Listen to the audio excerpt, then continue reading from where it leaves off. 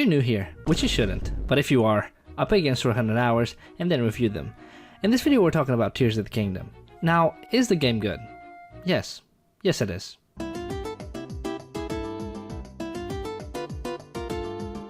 In all seriousness, it's a fantastic game, and I didn't expect it not to be the case. It manages to build on its past foundation, Breath of the Wild, while simultaneously getting rid of many things you found in the previous title, and trying, and in some way succeeding, to bring new things to the table. Things like new abilities, shrines, locations, characters, armor, weapons, shields, bows, enemies, boss fights, sky, depths, your stepsister that got stuck in the washing machine and you helped her out because you're the best big brother. Okay, maybe not that last one, but you get the gist. So essentially, I'm going to talk about all of that while also mentioning the downsides of the game. There weren't many, but the ones I am including in this video I feel quite strongly about. Some because they defeat some of the innovation or even the purpose of some features in Breath of the Wild, and others because they just made the game frustrating rather than difficult and rewarding. So without further ado, here's how good Tears of the Kingdom is 100 hours later. The gameplay is incredible. In most aspects, the game is mostly unchanged from its predecessor, but it has been improved with some UI changes. But the overall rest of the gameplay still remains the same. Like Breath of the Wild before it, you still have weather and temperature effects, recipes to use, and horses with a similar temper to your stepmom. All of these are great, even though at times frustrating, especially when all of your weapons, armor, and shields attract lightning. The controls are fluid, easy to understand, and to get used to. However, I'd say the biggest problem this game has, controls-wise, is the variety of functions different buttons have. In most combat scenarios, you'll want to switch shields, weapons, or even add a power-up to your bow and arrow attacks. However, due to the limited amount of buttons console controls provide, they usually rely on a combination of these in order to execute a specific action. Since I'm experienced with video games, quite literally playing since I had diapers on, as a matter of fact, I still have diapers on, this isn't a huge hurdle to get past. Nonetheless, I can imagine it being a turn-off to either new players that are used to simpler games. I'm looking at you, Sims gamers, or people looking to return to the Zelda franchise. Other than that, I give Nintendo props for trying to make a game that's complex in the way that it is. Even though it hasn't been nailed, it's clear that an attempt has been made in the sequel to simplify it and to make it a little bit more accessible. The bravest thing I believe Nintendo did, besides suing Bowser, must have been the decision to scrap all abilities in the last game to introduce new ones in Tears of the Kingdom. You have the following.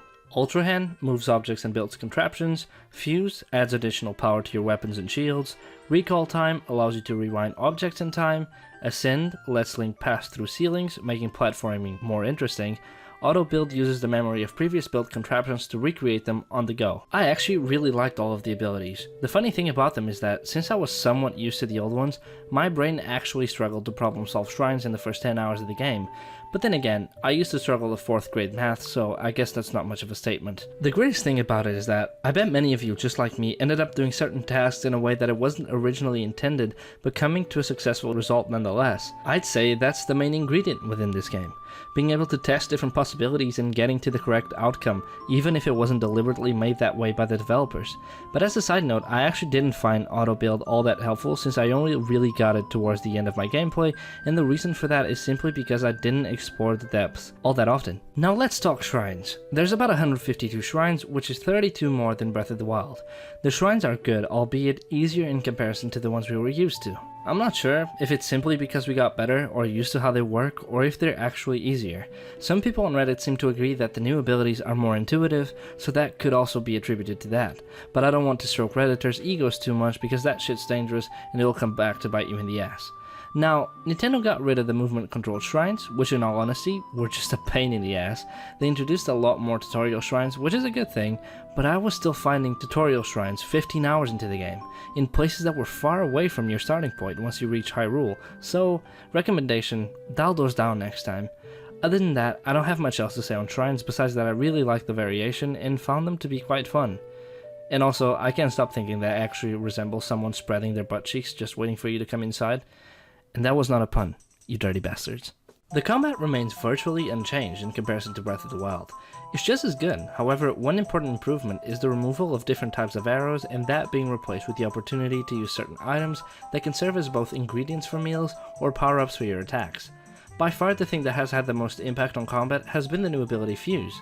With that ability, you can essentially glue items to your sword and shields, making them more powerful in exchange. As soon as you acquire this ability, it makes the game much more satisfying to get through, and it also kinda solves one of the issues that I used to have with the previous game, which is, even though weapons are still breakable, you can always recreate them, or you might be able to make even stronger weapons than the ones you had before, which made me realize that I no longer got as attached to weapons as I used to because they could easily be replaced. Still on the note of gameplay, one thing that was completely ruined in this game was transportation, and by transportation I mean horses. Early in my playthrough, I obtained a horse which I appropriately named Crackhead. He's a good boy, although as the name suggests, somewhat special, and not in a good way. By that I mean that he's temperamental, not always following my controls, getting stuck in terrain, and at times just being a total pain in the ass. Kinda like my girlfriend. What did you say? Please baby, I didn't mean it. Damn, that hurt. Anyways, he was still a better option than just walking to every location. However, with the introduction of two following things, horses were made almost completely irrelevant. Now, I don't think that either of these things are bad by default. The only reason as to why I think they affect the game negatively is because they directly affect other features just by existing. Let me explain. Why would you use your horse when if you head to one of the towers, you can use them to just simply glide to whichever place it is that you're headed? And on the other side of my argument, why wouldn't you choose to build yourself a vehicle when it wouldn't get stuck as much as a horse, it wouldn't fight against your control, and you wouldn't have to feed it or bond with it for it to do what's expected?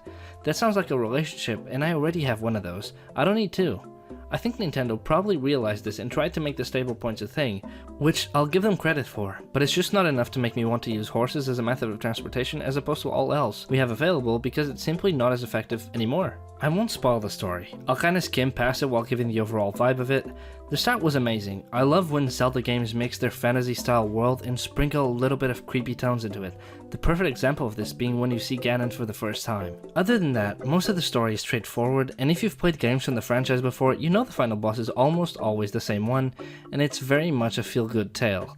It's a nice addition that the story is not always told by cutscenes but also by dialogue, whether it's throughout your main quests or even just side quests, but while I'm on the topic of dialogue, I would really prefer if the game was fully voice acted. Obviously not Link, since he's a silent protagonist, but I just find that I get bored of the dialogue when it's not voiced and just skip through it as soon as I can. To be honest, sometimes I wish I could do that in real life.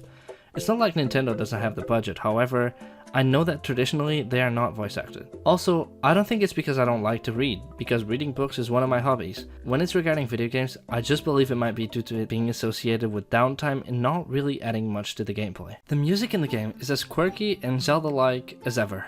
I've always loved the sound bites of when you open up a chest, or any event of any amount of importance happens. There's always a sound for it. Soundtrack-wise, I love it, but I just don't feel like the songs are as memorable as previous titles. That's not to say that they are bad. I just don't really remember them. When I try to think of one, there are no songs that really just come to me besides the shrines, but that's because I did shitloads of those. Something many people were apprehensive about when the trailer for the game came out is that Nintendo reused the same map to make this game. However, now that the game has been released for a while, people now realize how much different it actually is. Just for reference, this post on Reddit got 20k upvotes. And additionally, they then added Sky Islands, which were complex in their own way, and the depths, which were a huge sublayer in an entire map in its own right. The Sky Islands were quite fun, in my opinion, more fun than the depths. They were varied, and it was fun to see what it was that you were discovering each time around, whether it was another boss, a puzzle, collecting a crystal to open up a new shrine, or those diving challenges, which were my personal favorite. I have a bit more of a complicated relationship with the depths. The things I like about them, I really like, but then the things I don't, I really don't. For example, I love exploring and find the depths one of the most intriguing parts of the game. I love all of the ruins, temples, and the difficult foes you come across. On another note, I hate how gimmicky it is, and that's an overall problem I have with the game. It feels a lot more gimmicky than Breath of the Wild before it. Things like having to light your way from place to place, which was then made easier by using the minor equipment, I'll give them that, but my biggest issue is the corrupted and broken hearts.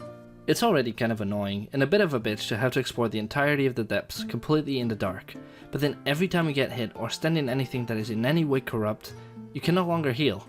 Well, although Nintendo presents a solution to that issue with cooking meals using Sandalions or you going back to a light route, I just don't find it fun. Keep in mind, I don't mind that a section of the game is harder. Difficulty is not a problem for me. It's more the fact that instead of making that difficulty justified by rewarding the player, it simply becomes frustrating. Which brings me to the final boss. Spoilers ahead, so if you don't want to be spoiled, either skip to the next chapter or thanks for watching and please sub on your way out. Thanks. Okay, I think they're gone now. The final boss was expertly made. I was hoping that it would be an epic fight spanning through the 3 layers of the map, and it delivered. Not exactly what I was hoping for, but something similar. However, this fight highlights the issue that I had with the corrupted hearts.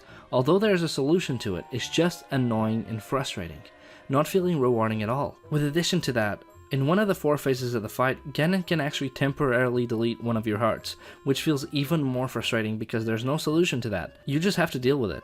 Is the final boss beatable? Yes, without a doubt, but it's just my personal opinion that these gimmicks don't feel fun, just irritating. On a positive note, the ending is beautiful, evoking the peaceful aura that Breath of the Wild brought before it, not only visually, but also musically. Just to finish this off, if I had to rate the game, I'd give it a solid 8.8 out of 10. I know the opinions I have can sound quite harsh, biased, and passionate, but I want to stress the fact that I love this game, and will continue playing it even after reviewing it, because there's a lot I have yet to see. Hope you guys enjoyed. Please subscribe and do all of the other things if you did, and I'll see you guys next time.